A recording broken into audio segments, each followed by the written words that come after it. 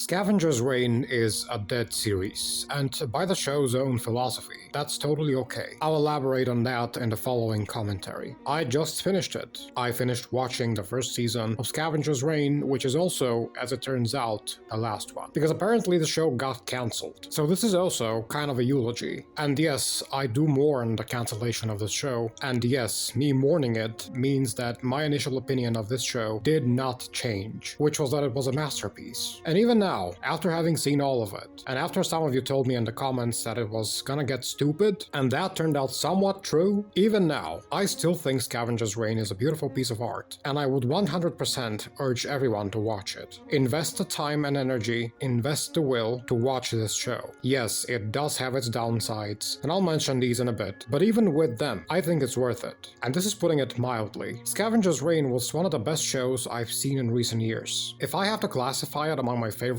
or personal worst shows I've seen, this would be somewhere close to the mid or top favorites. Yes, to me, it really was that remarkable. And I'll give my reasons for that too. But I want to get the bad stuff out of the way first. Yes, the writing did get a bit stupid at times, and what I mean by that? Well, this show suffers from the Harry Potter syndrome. You know how in Harry Potter, with each new film, they conveniently come up with just the right spell that they need to resolve a specific problem they're dealing with? Like a style of storytelling so blatantly written out without any prep or plans first that you can see it from a mile away. They come up with a storyline and some cool concepts for it, and then they start it off, but then along the way they realize it doesn't really make sense, so they have to patch it up with some last minute elements that in consequence look weird, because you can tell they were not there originally. It's like if you want to build a brick house and lay down the brick walls and make it nice and stable, but then you realize you've forgotten the house needs a roof, and it's too late because it's starting to rain, so you give the brick house a roof made out of twigs and leaves and stuff, which makes the house look ridiculous. It's just this very amateurish way of writing, and not just writing but any kind of creative process. This has happened to me in my writing, my painting, my research, my job, basically any walk of life. When you don't have the ability to properly and thoroughly plan ahead before an undertaking, it means you're doing it in an amateurish way. And yeah, one can argue that this is fine in art, because sometimes the greatest masterpieces are born out of intuition. But this applies to like a song or a painting. You can't do that with a TV show. The TV show, although still art, is ultimately a much larger entity, and its quality has no choice but to depend on thorough planning. You get what I mean? There is some of that crap writing in Scavengers Reign, but I can say for my part, I don't think there was that much of it that it would make me hate the show. Or at least, if indeed there was lots of stupid writing, the show was sufficiently well made to fool me and still make me love it. Like,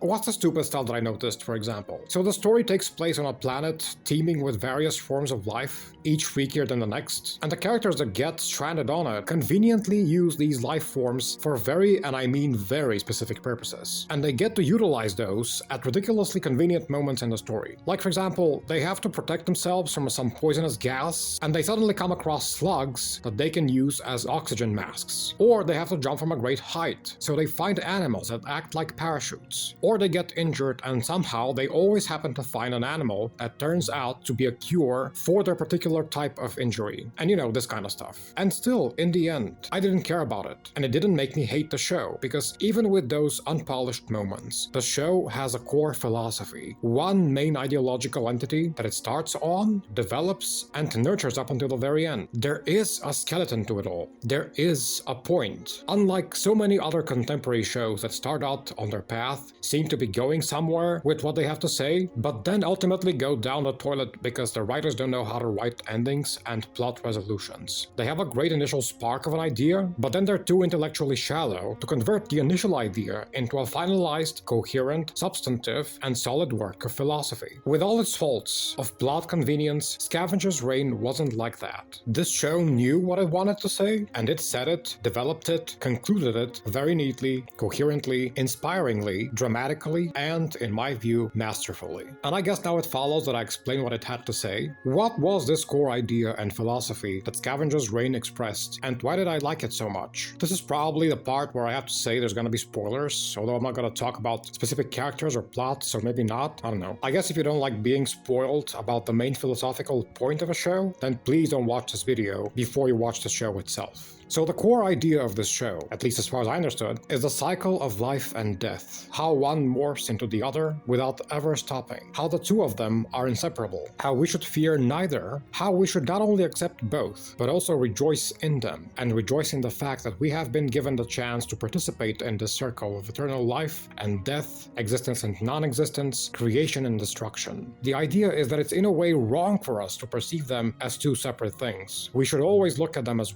one whole, complete, beautiful painting of the universe, where complexity of light and dark is intertwined to create a sort of temporal beauty. And the essence of this beauty is exactly its quality of only being temporal. Everything flows, and everything changes, and nothing ever remains the same. And it is this constant flow that perhaps makes life, always moving, changing, and uncertain. And perhaps it is precisely the lack of change and the presence of constancy that should terrify us. Because if you think about it, what is the only thing in the world that is certain and never changes?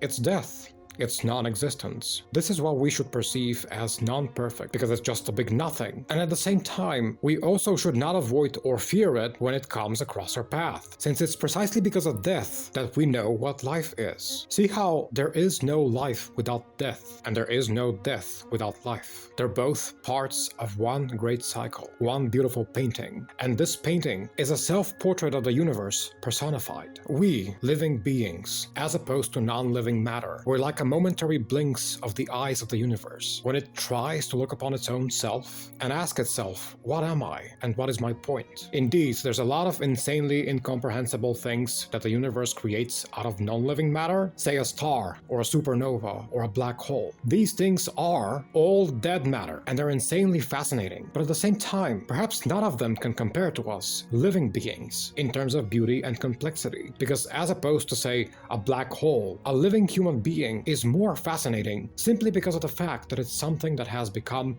alive out of non-living matter. We might be tiny microorganisms on an insanely tiny planet in the middle of nowhere, and yet we are more masterful creations of the universe than a black hole is, because we possess the quality of life, and a black hole doesn't. Tiny as we are, so far as we know, the only tiny little door through which the universe can peek and become self-conscious and start to try and realize how it came about and where it's going and what is its point. Now, of course, professional philosophers would probably jump on me because I have to define whatever life is and how possessing it makes us more interesting than a black hole, but whatever. And this is the core idea of Scavengers Reign, as I personally understood it. Now, another important question, is this idea unique and original to this show? Of course not. This was the same philosophy depicted in Princess Mononoke, and now that I think about it, Scavengers Reign is kind of a copycat, not just in terms of the idea, but also the visual style of that film. Essentially, Scavengers Reign is different than Princess Mononoke in that Mononoke takes place on Earth, so the idea of the great cycle of life is kind of earthbound, concerning only our local nature. And Scavengers Reign just takes that idea and expands it, literally, into space and the concept of alien life. I actually can't think of any other specific differences between the two. They differ in terms of characters and plot lines, which are just surface technicalities. And so do I think that's bad? Would I shit on Scavengers Reign for being unoriginal and even kind of blatantly copying? No, of course not. For me, the difference between copying and inspiration, although it might be a very thin and shaky limit, is whether you copy the thing you copied just for the sake of profit, or if you copied the thing you copied because you felt such a passion for it that you just felt you wanted to create something of the same stature and beauty, but also with your own tiny twist to it. To put it shortly, one can tell if it was copied for money or if it was copied out of love for the original. Say, compare The Force Awakens to Scavengers Reign. Force Awakens was a blatant New Hope ripoff for money, and I hated it so much that I could never finish it. I never saw the second half of that film because I wanted to vomit. And Scavengers Reign, yeah, it was very similar to Mononoke, but I didn't mind, because the copy complements the original without disrespecting it. So to sum it up for everyone, Scavengers Reign, does it have issues? Of course it does. Is it very original? No, I wouldn't say so. But would I recommend it? 100%.